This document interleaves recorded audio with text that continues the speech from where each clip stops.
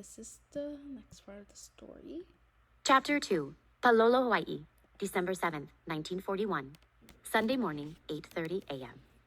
Alice! The word came to me as if through a fog. Alice! Alice! Yes, Ken-chan? Mother, not looking up from my book. It was early still. I had been lying on my futon in the dark, not wanting to turn on a light or even get up to use the bathroom because the floorboards creaked. Momo was still asleep, and I was hoping that Ken might go back to bed so I could keep reading. Plane! He cried. Oh, you saw a plane? I asked.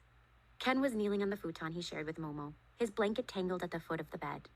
He nodded excitedly. My brother loved planes, and trucks, trains, cars, and boats. What did it look like? I asked, placing my open book face down on my mattress to hold my page. Ken took this as an invitation and came over to sit on my lap. Green plane, red dot. He jabbed a plump finger toward the window. I couldn't see a thing. The clouds over the mountains were a heavy knit of gray. More? Ken asked hopefully. Must be the Navy doing drills. Should we go outside and see what we can see? I asked. When he nodded, I set him on my hip and tiptoed from the room. I left the bedroom door open so that when Momo woke, she wouldn't have to wrestle with the doorknob. In the hall outside our room, I opened the screen door to the side yard. I could hear the radio softly playing Hawaiian music in the kitchen and Mama humming along. Ken-chan and I walked past the shaded rows of Papa's bonsai to the backyard, where a ladder leaned up against the house. I had climbed it often, to scoop mango leaves from the rain gutters or to take in displays of fireworks during the Lunar New Year. Momo and Ken weren't allowed on the roof, but on a few rare occasions, I had taken them up. Today, I had Ken-chan go first, and I followed a couple rungs behind. Our eyes were already turned skyward, so when the plane came through the clouds, we saw it right away. We stopped where we were, almost at the top of the ladder. This plane was white, but it still had the red dot my brother had described. It was more of a circle than a dot. It was the red sun on the white flag of Japan, Mama's homeland. Plane, Ken nodded, satisfied. The plane swooped for a moment, its nose pointed toward Honolulu. Then, still covered in morning fog, it was gone again. A ghost ship plane. I blinked hard in the strange light. I recognized the red sun symbol, but I didn't understand what a Japanese plane would be doing in the skies above Oahu. I felt a sudden uneasiness. Ken-chan had started climbing the last few rungs, eager to climb onto the roof and look for more planes. I stopped him with a hand on his lower back. Let's go find Mama and get you some snackies, I said. An offer of snacks always worked. As we climbed down, I took a longer look at the sky and realized that what I had thought was fog was, in fact, smoke. Big, dark clouds loomed to the west, over the base at Pearl Harbor, lit by rapid white bursts. As Ken-chan and I walked past the bonsai again, I realized the music I'd heard earlier had stopped. Instead, I heard the high, thin buzzing of the planes approaching the base, followed by low booms. I scooped Ken-chan back up and hurried around to the front of the house, entering the kitchen. Mama stood with her back to us. Mama? I called. She turned and took us both in her arms. Instead of music, the DJ Webley Edwards was on the air, a strange tone to his voice.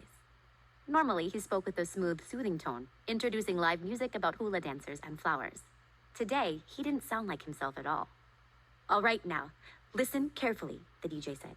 The island of Oahu is being attacked by enemy planes. The center of this attack is Pearl Harbor, but planes are attacking airfields as well. This is not a drill. All military and police personnel report for duty.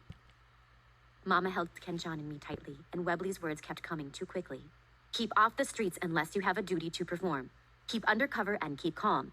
Keep your radio on, but don't use your phone unless absolutely necessary, as they are needed for emergency calls. The voice on the radio became lower and graver as he added, The mark of Japan has been seen on these planes. Many of you have been asking if this is a maneuver. This is not a maneuver. This is the real McCoy.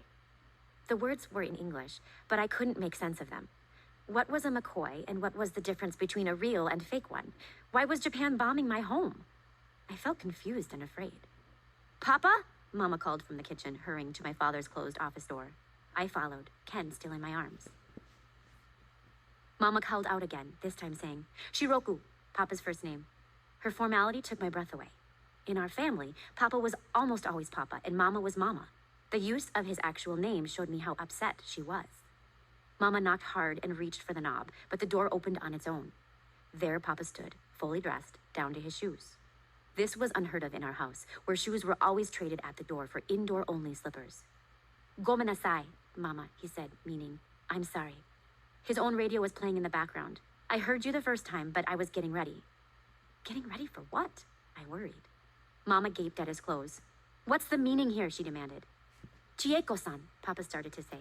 I noticed he'd used her first name too, but just then Momo threw open our bedroom door and interrupted him. Mama! Momo cried out, rubbing her eyes angrily.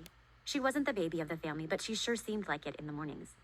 She sat down hard on her butt, insisting, Mama! But Mama just stared at Papa.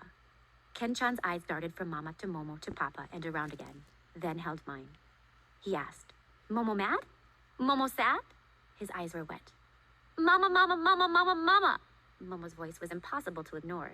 She began running toward us, her favorite doll in her arms. Shush up! Mama yelled.